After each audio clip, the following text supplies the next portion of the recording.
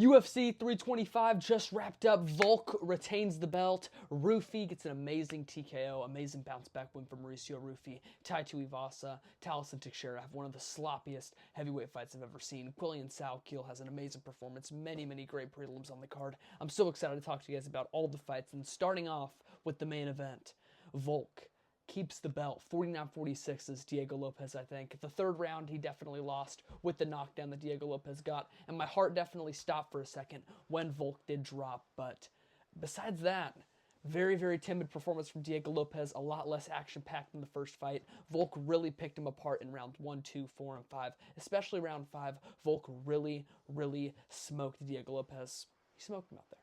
What do you want me to tell you? What do you want me to freaking tell you?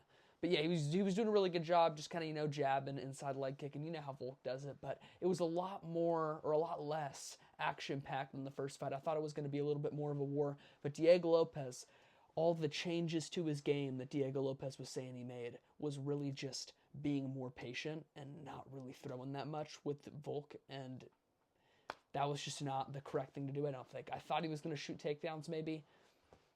I don't know. Volk was shooting a lot of takedowns. Diego Lopez did a good job at stuffing the takedowns. Volk got pretty deep on some very good takedown attempts. Diego Lopez stuffed them all very nicely. Very good takedown defense from Diego Lopez in both of the fights with Volk. But overall, Volk really did pick him apart.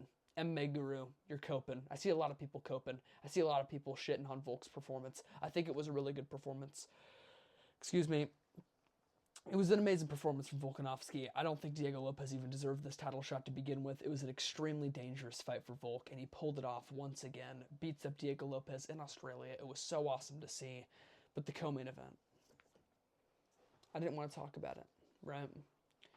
Very sad times. I was screaming at my TV. Just leave him alone, right? Just leave him alone. I was yelling it. I tell you, I really was. Dan Hooker. He crumbles to Benoit Saint-Denis. Saint-Denis, man. He was, Dan Hooker looked so good on the feet. He hurt Benoit to the body in round 1. Benoit was getting takedowns. He definitely won the first round. But Dan Hooker looked really good on the feet. And then he attempted an inside trip on Benoit. Benoit reversed it, ended up in mount, and just smashed Dan Hooker's face in with elbows and just huge shots. Almost had him in an arm triangle. Just mangled up Dan Hooker on the ground, man. It was so hard to see. Man. Really killed the whole vibe, dude. It was so tough to watch, man. Dan Hooker, what's even next for him, you know? Paddy Pimblett, maybe. He called out Michael Chandler at the White House or something. He was screaming about that. I saw it on an Instagram reel, but I don't know. I think maybe he'd beat Michael Chandler. I'm sure he wants that rematch back because I cannot believe Chandler knocked him out in the first round. That is crazy. But, man, I really hope we can see Dan Hooker get a win before he retires because that was a brutal fight, man. Back-to-back brutal fights. Dan Hooker takes so much damage. He's taken a lot of damage recently. He's taken a lot of damage always in his whole career. But, man, that was tough to watch. Let's talk about Mauricio Rufi and Rafael Fiziev, okay? Because that fight was absolutely amazing. Beautiful performance from Mauricio Rufi. I saw a lot of people giving Rafael Fiziev the first round on Twitter in like the little boxes down in the corner, but I really don't think Rafael Fiziev won that fight or won the first round. I did give the first round to Rufi. He was just really being very patient on the back foot, controlling the distance very well, defending the punches from Rafael Fiziev very well.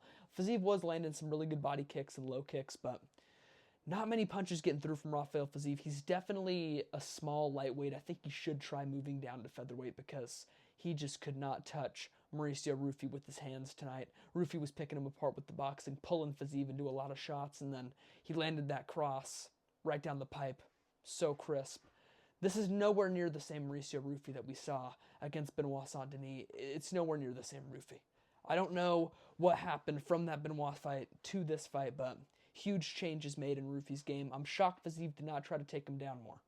I'm very shocked Fiziev did not try to take him down more. He only tried like 1 or 2 takedown attempts in this fight. I don't understand that. I thought he'd try to take him down more. I really feel like if Fiziev got a couple takedowns, it would have been a totally different fight. But I picked Rufi. I love Rufi. I'm happy about that. I'm happy I got my pick right. Volk and Rufi.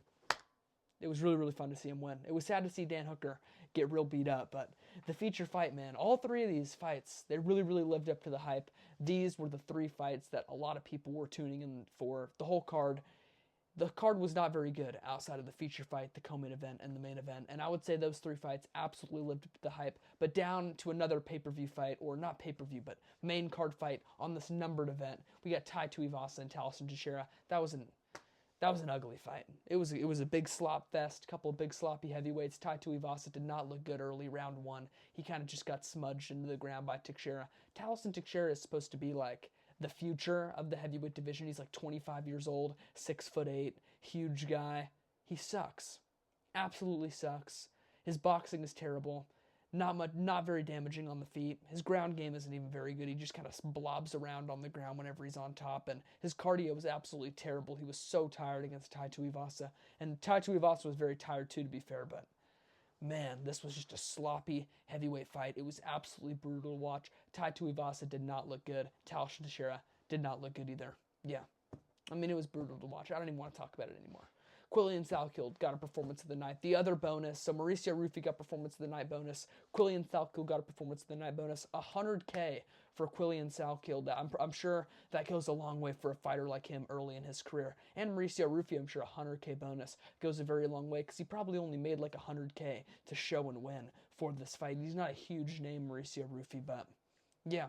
I think the bonuses are good. I like how the fighter pay is actually starting to go up in the right ways, I think. They're rewarding fighters that perform. They're rewarding fighters that fight well, fight very entertainingly, that you get 25K bonuses for a finish, you get 100K bonuses for fight of the nights or performance of the night. So yeah, I really love how the bonuses are. I really love how Dana's doing the bonuses, but I don't know why I'm yapping about the bonuses so much. Quillian Salkild absolutely destroyed Jamie Mullarkey. On the feet, Mullarkey was giving him a little bit of trouble early, but once Quillian Salkild got him to the ground with an amazing hip throw, or hip toss, or something like that. I don't really know the terms very well on the ground, man. I'm very unknowledgeable, but I'm a very unknowledgeable, casual fan of the sport. You know how I am, but I lost my train of thought. Quillian Salkild choked out Jamie Mullarkey. It was an absolutely brutal face crank. It was brutal to watch. Mullarkey tapped. Yeah, Mullarkey tapped out. The prelims were really good. Junior Taffa looked really, really good against Billy Elikana early, and then he just got choked out and submitted like he always seems to do. This is the story of Junior Taffa. He looks really, really good early, pieces his opponent up in the boxing, and then just gives up his back and gets choked out so quickly on the ground. Tuco Tokos choked him out. Billy Elikana choked him out. And yeah, the Taffa bros, man, they're probably done. Junior Taffa's 6-5. He's like 1-4 in the UFC. I think these guys are done, man. I really think these guys are done. Junior Taffa looked really good early. He dropped Billy Elikana so bad in like the first 30 seconds. I thought he was going to finish him and get him out of there. And then, yeah, second round came along. Billy Elikana dragged him down to the ground, took his back, choked him out. Billy Elikana is a very, very good back taker, but on the feet, he is not very good. I tell you that much. On the feet, Billy Elikana is very, very beatable, very exposable, but he's a tough guy, and he got the job done. What were some other prelims on the card? Cam Rouston looked really good against Cody Brundage. Brundage was in there. He was having his moments. He was scrapping a little bit up against the fence, and he was definitely getting walked down by Cam Rouston. But whenever Cam Rouston tried to rush a finish, Brundage made sure to make it hard for Cam Rouston to get the job done. But eventually, Rouston found the finish. He was landing that cross really well, and he's huge for the division. All right, he is absolutely huge for the division. He looked a lot bigger than Cody Brundage, and he was able to pick him apart on the feet. What other fights happened on the card? You had Cam Rouston, Cody Brundage, Terez Finney, and Jacob Malkoun. Jacob Malkoun comes back after like 2 years off or something like that. He looks really good. I'm pretty sure I might have picked Terez Finney, but either way, Malkoun did look really, really good. I did not think he was going to look that good against Terez Finney. And Terez Finney, man, I would honestly cut him after that terrible performance in his debut and now getting absolutely beat up by Malkoun, who isn't even that good of a fighter. He lost to Cody Brundage. He's a mid-tier UFC fighter. He hasn't fought in over 2 years, so it's like, what are you doing, Terez Finney? I mean, the UFC seriously should consider cutting him, but yeah, this card was really, really good. I had an awesome time watching it. Australia cards are always super fun. The crowd's really good. The fighters are always really good, and the fights are always pretty fun. Australians and New Zealanders, those guys always have some pretty fun fighting styles. But overall, if you guys like the video, subscribe to my channel, comment down below, boost the algorithm, make me go viral, and yeah, Who's with me?